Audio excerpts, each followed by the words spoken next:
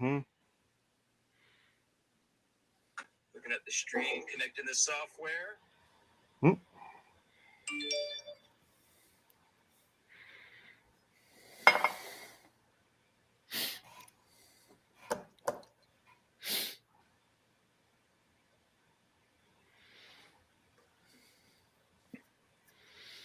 Waiting for it to go up.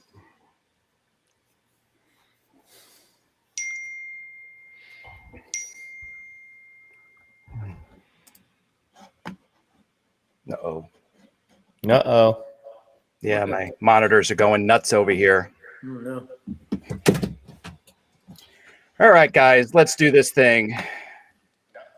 See, I was trying to wait for some people to get on, see if we could start getting more people on. Been telling the people in Discord about us a little bit more, right? Mm-hmm. Yeah. Yeah, well, it posts there too. So, but yeah. fine. This is just for optimization, right? Move everybody around like we're on Wheel of Fortune. All right, guys. Welcome to Crypto Chat Live. I'm Joe Flo Carey. You got Sean Neal in the middle, Keith Carpentier on your right-hand side. Hello, Diners Club. Yeah. And I know our friends on the Discord and YouTube are should be dialing in any minute now. We talk about a lot of stuff going on in the news today. I know the crypto markets have been getting a little more exciting again. Yeah, it dropped around 28,000 the last couple of days, up to 33. But the big thing is, looks like about $200 billion has kind of flooded in the market the last few days. So this is a little bit different than the last fluctuations of the last couple of months. This seems like there might be. You think there's something here? You think it's starting to jumpstart itself again? This market's going to start moving again, or is this all because of the great Elon Musk and China? It's one big conspiracy. Yes.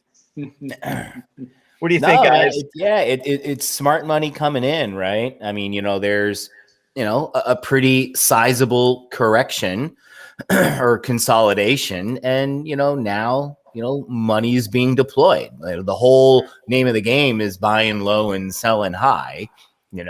Less so buying high and selling low. So yeah, it makes a lot of sense to see things stabilize and money come back in. So, and that's good for the overall market.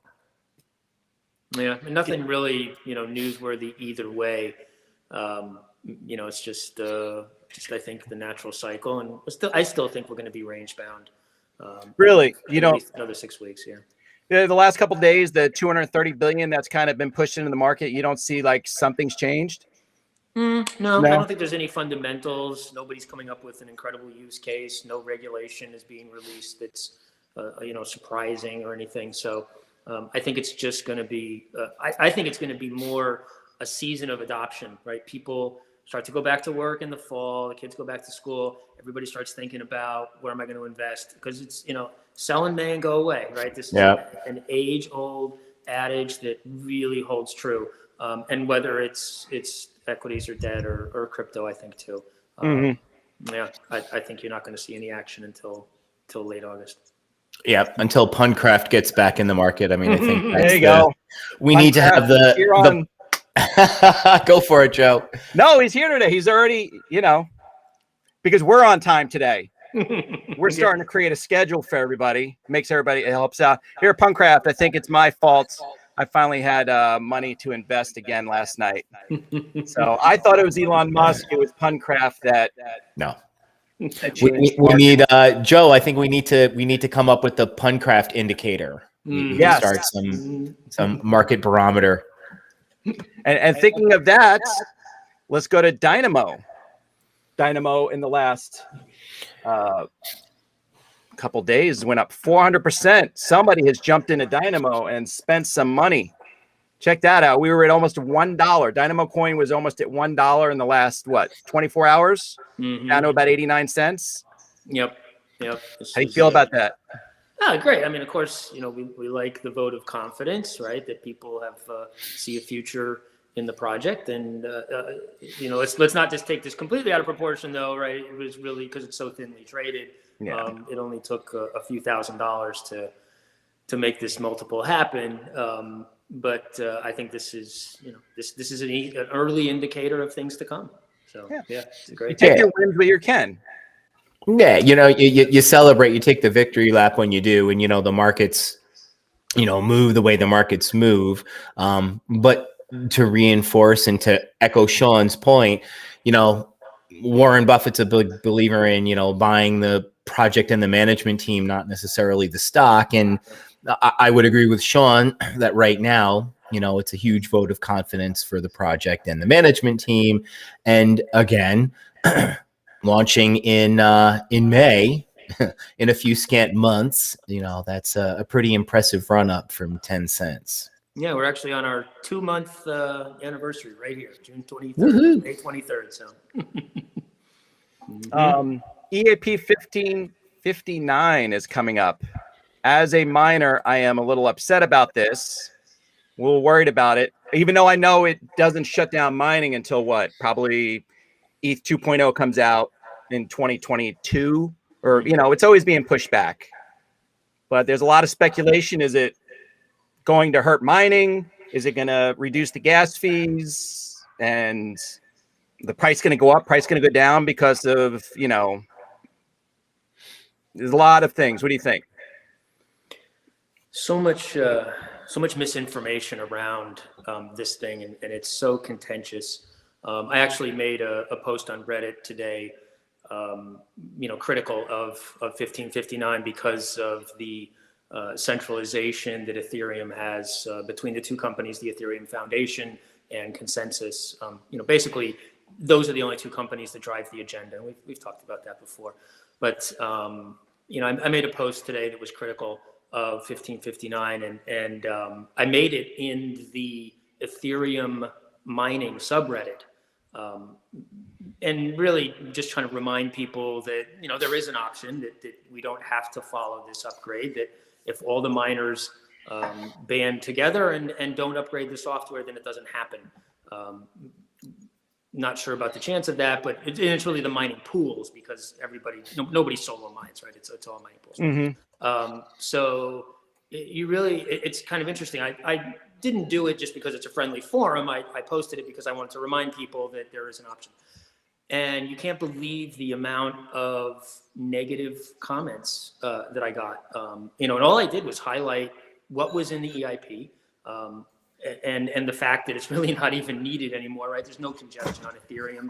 Ethereum gas is at a historic low. There's no indication that cutting supply by burning the gas fee is going to increase the price. They've decreased the block rewards twice. And after they did that, both times the price went down. So it's actually negatively correlated. So you're going against a community that's a hardcore community. Ethereum community is hardcore, just like the XRP community, the Cardano community. The Bitcoinists. That's their. You're going against a bunch of people. And I know you talk about being centralized in a lot of ways, but is there a reason they have a lot of these large programming companies kind of coding for them, and they're not using independent people? Is there a way that maybe an independent person might sneak in malware or things like that? What's the reason for it? That's always the concern, right? Like if the way you contribute to the project code is by issuing a pull request. So you get the code into your own repository, you make all your changes, you push it up, and you say, hey, will you pull my code into the code base? Well, you have to say that to somebody who has control, right? Who has the GitHub account that can do the merge. And so that's where projects fall down in almost all cases with the centralization, and why I think a lot of these things are going to start to fail the Howie test on securities, because a single group, right, ends up being in control. That's a real problem, both from, I think, from an innovation standpoint, but also from a community governance standpoint, right? It's not community consensus anymore. So the way you eliminate that is, there's a couple of people that have done this. Decred is one of the notable examples where they have on-chain voting, and the holders of the coin vote to do something, and then it happens. So yeah, there's that sort of centralization. I think is just really dangerous. Yeah, So you weren't jumping in that subreddit, Sean, to make any friends. Let's be honest with you. That reception you got was pretty par for the course. Yeah, I guess I wasn't expecting so much negativity from minors, and maybe it's not. Maybe it's Come on. That's the vested interest, man. That's where you should get the pushback from, of course. Yeah. So, yep. Talk about the Howie test, because in the crypto community, people don't talk about these things. So I think you, with your background in finance, you can explain certain things that a lot of these other people aren't talking about. That So, they could be happening. In 1932, there was a guy who was a sharecropper. He had a bunch of corn and wheat, and he wanted to sell shares of his industry, if you will, to investors. He didn't register as a security, but instead he just went around and gathered up a bunch of money from different people. And the SEC said, "Hey, you're a security, right? You're issuing a stock. You can't do this. You can't say, give me $10,000 and I'll give you 20 bushels of corn next year or whatever." And so the case went to the Supreme Court and blah, blah, blah. The guy's name was Howie, and so he was the defendant in the case, or the plaintiff. I don't know who sued who. But the Howie test basically says, do you control the enterprise? Meaning, are people giving you money and they don't have control or say over what's being done? And then are they getting a return from their investment? And if the answer is yes, then it's a security. So if they don't have control and you do, then you're violating the Howie. So that's why Ripple got in trouble. They basically issued shares in something that was a corporation that should have been registered. So that's why it's really super important to do community governance rather than having a centralized decision making. Keith? No. Yeah, I agree. I I'm not up on my 1930s law. Yes. Yeah. I agree. There you go. He just posted. I think I almost quoted that pretty much verbatim. There you go. Yeah. Yeah. Under the Howie test, from 3-point land, Funcraft. Under the Howie test, net. That's right. An investment contract exists if there is an investment of money in a common enterprise with a reasonable expectation of profits to be derived from the efforts of others. 1934 was the case. Yeah, he got busted in 1932, and then the case came up. Yep. And these are a lot of things that a lot of these crypto influencers don't have a background in, don't understand where the direction things are going. And some of these cryptos are launching, already becoming a security, and they don't know it in some ways. Most offerings are securities, unfortunately. Yeah, don't know it or don't care, Better to ask for forgiveness than ask for permission, right? And too much money to be made in the meantime. Yeah, right. But most fly under the radar too. You're raising a couple $100,000 from a few thousand people. Doesn't mean anything to the SEC, right? So unless you're Ripple, raising hundreds of millions from millions of people, they don't care. I heard, Kramer call Ethereum the Pied Piper of its securities.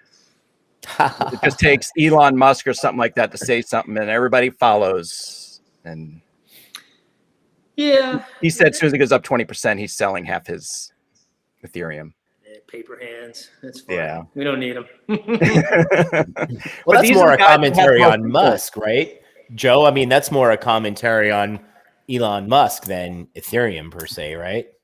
Yeah, but it was just interesting because, the guys that get headlines are the Musk, the Kramers and things like that, because they've been around and their voice is still much louder than even a lot of these crypto influencers because of what they do. If you go onto Google and type in crypto news, it's still CNBC and Bloomberg and places like that come up first. Right. And they really don't have crypto experts there. No. Yeah, it's kind of, and I think it's too just a testament to public misunderstanding or intentional misinformation, lack of understanding of what crypto is. People just hear baby Elon Doge and go buy, right? So, without understanding what it really is. Yep. Somebody did ask a question I want to address. Yes. Which one was that? A hard fork coming from the 1559. So 1559 actually is a hard fork. So people who run the the full nodes must agree to accept the software. And really what this means is how many people take the software. And if more than 51% don't take the software, there will be a winning chain and a losing chain, let's call it. The losing chain would be a new version of Ethereum, right? Eventually those transactions will not be accepted by mainnet. It'll kind of go off in its own direction. It may get a new name, it may get a new ticker. What will be interesting to see is what the off-ramps do, right? This is really where the key is. If all of the mining pools don't accept the upgrade, but the off-ramps do accept the upgrade, then the Coinbases and Binances and all these other guys are going to be on the lesser chain, let's say, less proof of work. And it may be messy for a couple of weeks while people necessarily don't understand which version of Ethereum they own, because there's going to be two chains. And that's exactly what happened with Ethereum Classic. When the DAO hack happened, they said, the ledger is sacrosanct, right? You cannot change the ledger. It's immutable. So despite the fact that $150 million was stolen, that's it, right? The chain can't be changed. And Vitalik said, well, no, it can be. We're going to make a new version and give all those people their money back. And that was what continued to be Ethereum. But Ethereum Classic was these purists that said, no, the chain is the chain. And so Ethereum Classic, continues to this day. And actually, interestingly, if you look at when the fork happened, I think it was middle of 2016, the value of Ethereum Classic as a percentage is actually very close to the value increase of Ethereum mainnet. So if you had chosen the other chain, you would be in the same position you are today with Ethereum. But I think, Sean, like, to that point, just jumping on that, like, if there's another fork and there's whatever Ethereum 3.0, 2.0, wow, is that going to, well, you got Ethereum Classic, you got Ethereum, and if there's a fork, there would be whatever Ethereum 3. Talk about confusion for the consumer. Talk about confusion for the investor. Like, it could really tank the value, particularly if exchanges don't get it right, and some are trading one version and some are trading another version because they're unknowingly on different forks. You don't necessarily know which fork your full node thinks has the most work on it. And so there could be a lot of messiness for a couple of weeks in the first couple of weeks of August. I could see that being a very negative headline for crypto in general, right? You could see a lot of bloodletting in the markets. I was wondering, like, how are people going to react to that? Do they keep their Ethereum, or do they quickly try to move it over to the new? Yeah, but that's the fascinating experiment, though, right? I'm keen to see what that mining community does, right? That will be the fascinating bit. And then to Sean's point, and then what do they do next? Yeah, and already, if you look at there's a website called stopeip1559.org. If you look at the pools and the hash rate that's associated with those pools, already about 65 or 70% of the pools have made public announcements that they will not support 1559. So already more than 51% of the hash power, allegedly, right? Now, this was all a couple of months ago, and these are done through tweets or emails or stuff like that. I don't know. I emailed my Spark Pool support person this morning and haven't received a response yet. They're in China, so it probably happened tonight. But I just said, hey, I'm just confirming, because they had emailed me directly when I asked them, and I said, do you guys support this? And they said, no, we don't. That's the largest community. I don't know where I'd go. I'm still looking and going, where am I going to go when you can't mine anymore? Yep. Well, that's it. It's either, what do you have? You have three options: continue to mine at a lower rate, find another coin to mine, or Dynamo. Yeah. Dynamo. Yep. Yeah. Mine us, or hey, find another coin. Come on. Yeah. So for everybody, you see on the screen. Oh, there it is. I moved the screen over so we can actually see on our screen the questions that come from all the communities. ETC is doing all right. I expect copycat gains.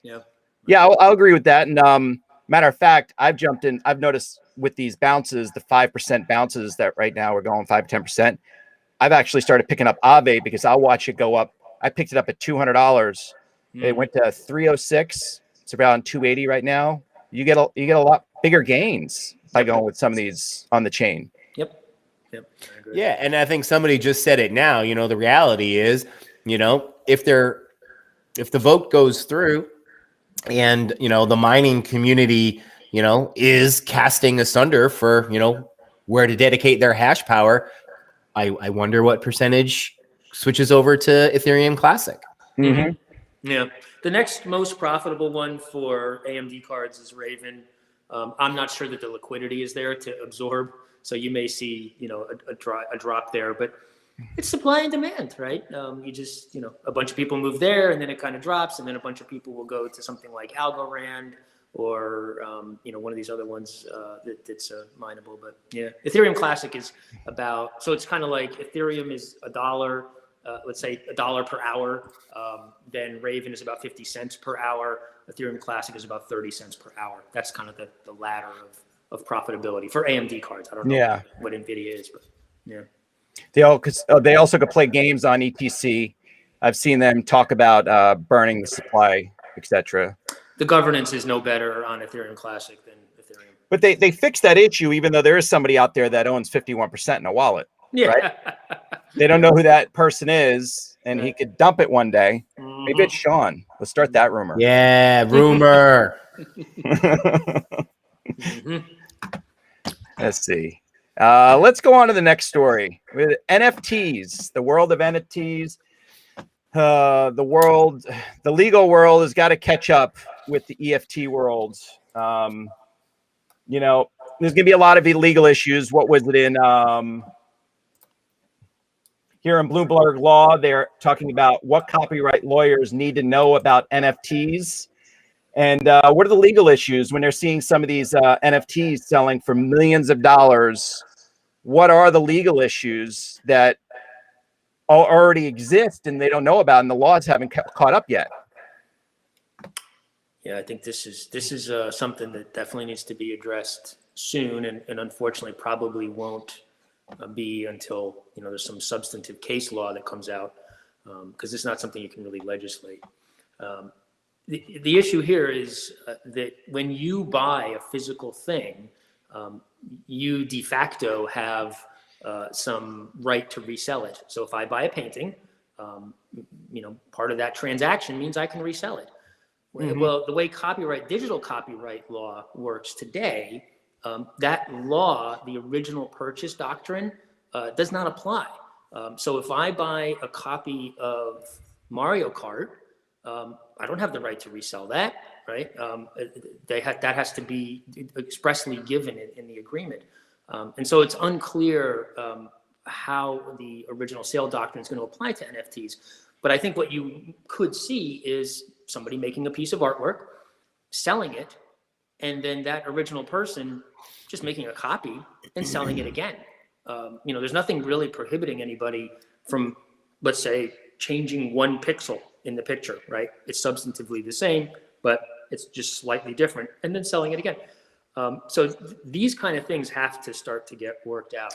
Well, I mean, you can't do that in music. You can't do that in other things. So, you know, I don't understand how people can get away with that.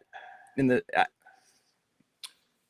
it's a physical thing, right? If I'm buying a painting, I have physical possession of the painting. Somebody can paint a second copy or make a picture, but then they'll be violating copyright law. NFTs, because they're digital, it doesn't work that way. So that's where this gap in the law is about whether I have whether I have the right or not to resell it, this digital thing, and then second, you know, what is the actual copyright of the digital item? Because digital copyright law is all geared around mass production, making an MP3 and then selling it for streaming, or you know, those kinds of things. NFTs raise a whole plethora of issues around copyright licensing. It's still, in some ways, I know it's a little different, but it still reminds me of the Napster days. It crosses a little bit. Even though they were sharing, they weren't buying and selling, but I see something in there that's it's similar. Yep, definitely. Yep. But let's talk about Dynamo and the Dynamo chain, and you're going to have NFTs. What what is Dynamo going to do if people are putting certain material up? So we have a built-in suppression mechanism. So if people who run full nodes that store the NFT data don't want to accept certain assets, they can delete them themselves. They're not obligated to store them. And there will be some way that we can have authenticated suppression lists. So we can get something like the RIAA, may come to us and say, hey, we have a takedown notice because you have Britney Spears song mined into your chain. So we will have the ability for them to get like an authenticated sender that says, hey, we'll broadcast this out. You have a delete command, and then you can just go delete whatever you want. And then if the full node operators want to take it, they can. If they don't want to, right, I'm in Estonia and I don't care about international or United States copyright law, then I don't have to take it. So, it's going to be up to the full node operators because they're the ones who are going to be on the hook for any liability of hosting illegal information on the NFT database. So we have a very flexible mechanism for deleting NFTs if that's but that's a valid point. People are going to be in different countries. How that's going to be an interesting situation who they go after, almost like the Binance. What country is Binance in? They keep on bouncing around saying they're not in China, they're not in the US. Yeah. I mean, look, if a full node operator, wants to host illegal content in their jurisdiction, that's up to them, right? There's nothing that we're going to do in a centralized way to censor content, but we are going to allow people, including, myself, like if I find out that there's child porn in the NFT database, you can be damn sure that I'm going to be sending delete notices out as soon as I learn about it, because that's going to tarnish the reputation of the project. So from a protection of the project standpoint, this is necessary as well. But yeah, it's a very flexible method to allow for suppression of loading and storing NFTs. Keith, you look like you were going to jump in. No, I was just going to give the legal disclaimer that the Dynamo team is monitoring the legal updates as it relates to cryptocurrency and privacy and security, and we will adapt and evolve with any pending legislation or legal action. So please know we have our eye on that.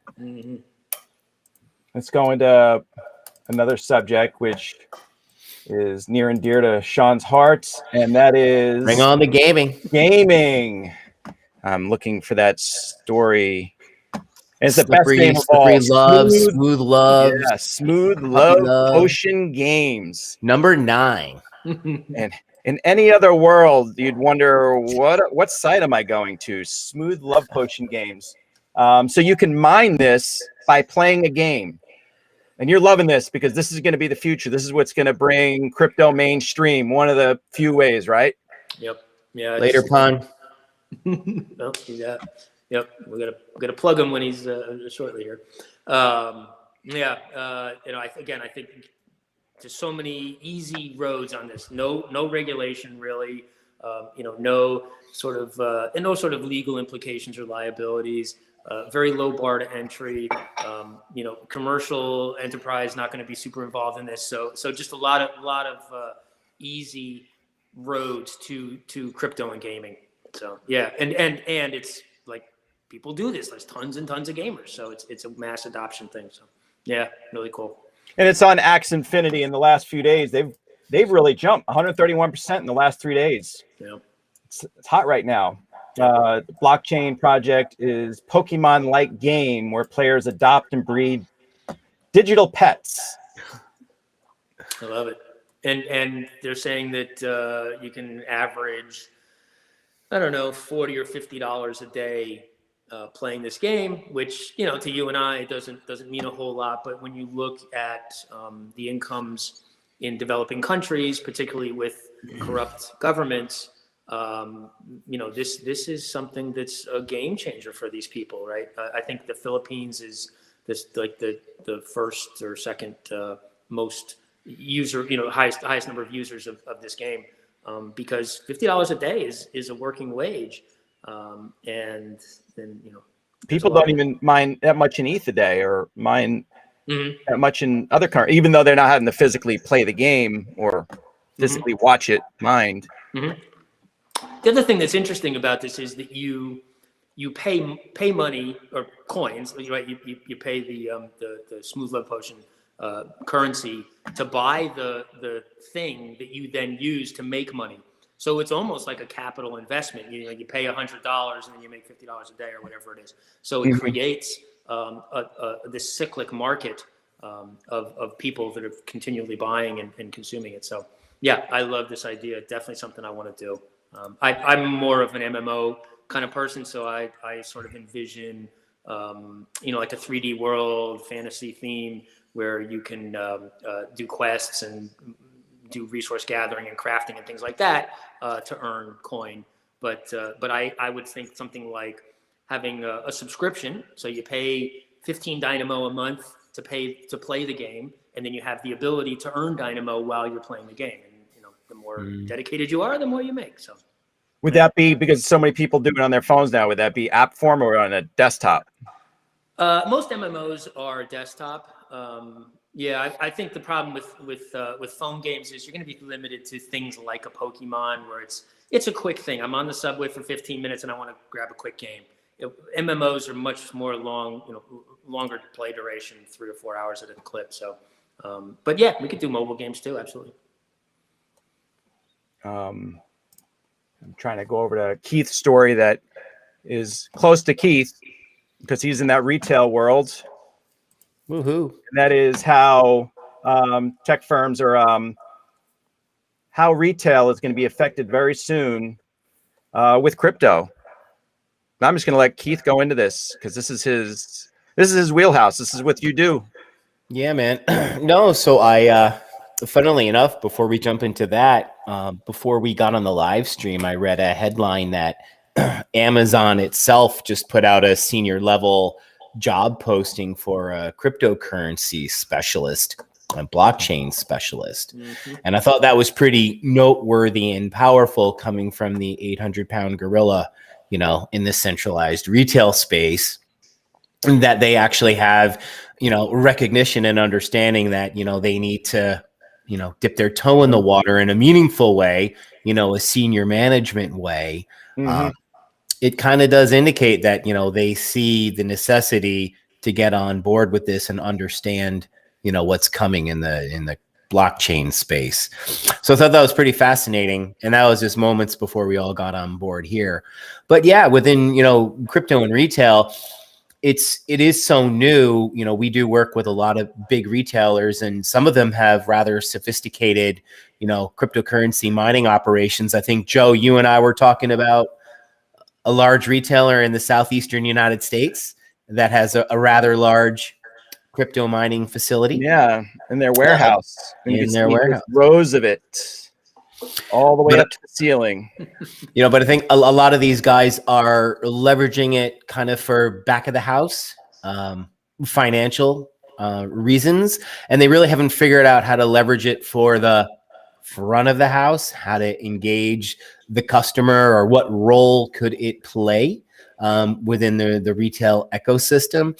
And one of the articles today, one of the stories was talking about using cryptocurrency as a substitute for the decades old points loyalty, right?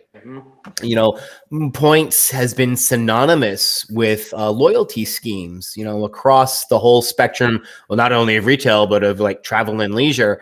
And, a lot of these discussions or points that were made in the article were that, cryptocurrency could be a really interesting alternative to these traditional points schemes, not only from, a higher level of interest on behalf of the consumer, which, the modern consumer is tech friendly, modern, aware, connected, all of these things that are cryptocurrency.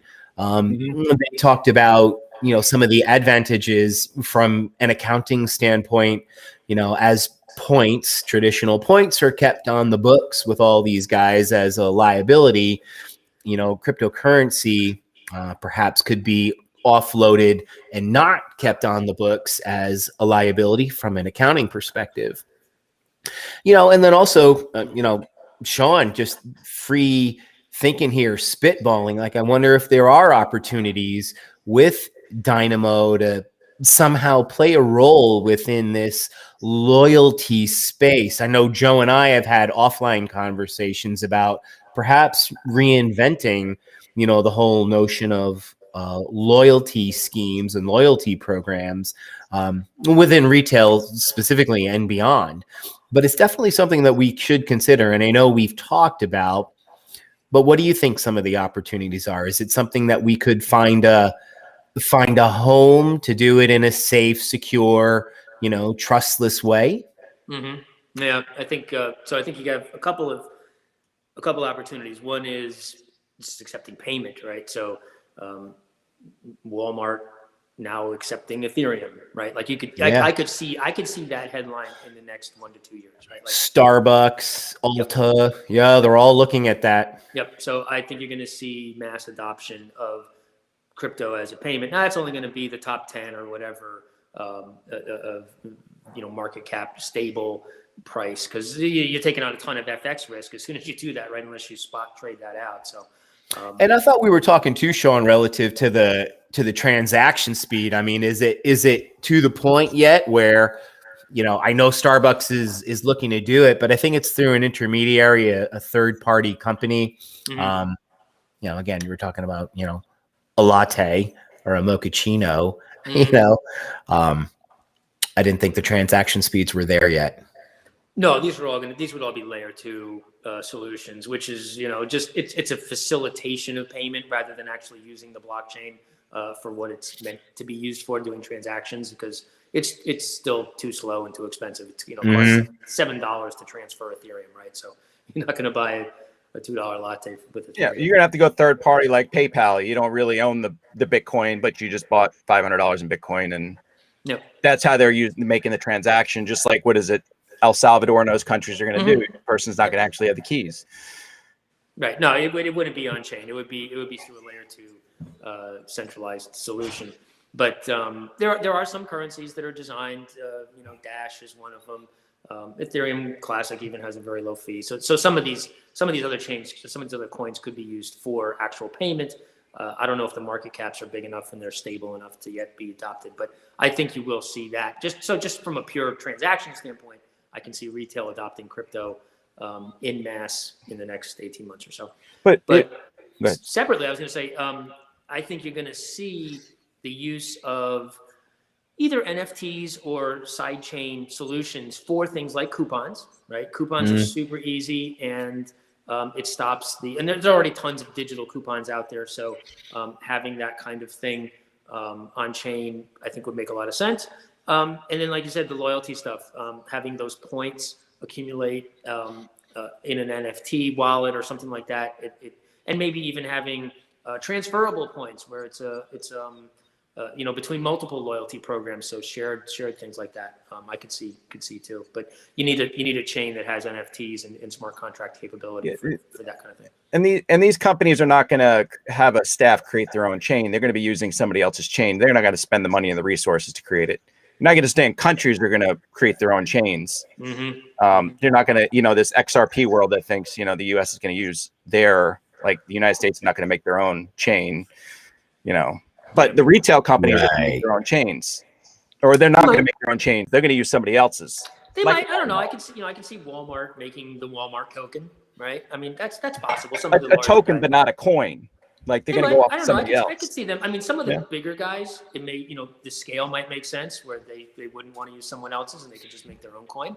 But some of the smaller chains, I think, less than say 1,000 or 2,000 stores, they wouldn't have the resources to manage it and all that kind of stuff, and so they may use somebody else's chain. Mm-hmm. Yeah, keep in mind, Joe, years and years ago, Walmart was responsible for 4% of American GDP. I mean, it's just an astronomical number. Mm-hmm. So yeah, they could probably pull it off. But you're right. We all have a tendency to focus on, the Goliaths, right? The Walmarts, the Amazons, but there's a universe of retailers, that could benefit from this technology. Sean rightly brought up, couponing and, electronic gift certificates or electronic value. No, there's huge fraud issues with those, right? Counterfeiting and whatnot, reusing them multiple times. I think blockchain and cryptocurrency could definitely play a role in securing that. And it's something we should deep dive a little further for Dynamo. Gift card. I love the idea of gift cards. Actually, that's brilliant. Yep. The gift cards and the receipts. I mean, that's $1 billion theft business right there. Oh yeah, and right now I'm telling you, the whole theft and fraud within retail is just off the charts. It's the worst it's ever been. The headlines just pour in every day about these guys shuttering stores full stop because theft and specifically what we're talking about is what's called ORC, organized retail crime, is just through the roof. So I think blockchain and again, crypto and hopefully Dynamo can bring, some really innovative solutions to these guys soon. I'm going to create something to put up on the screen real quick because there's a few minutes at the top of the hour and we do want to help out Puncraft and promote his Discord session coming up. Shout it out for Pun. Yeah. So I'm going to make a little...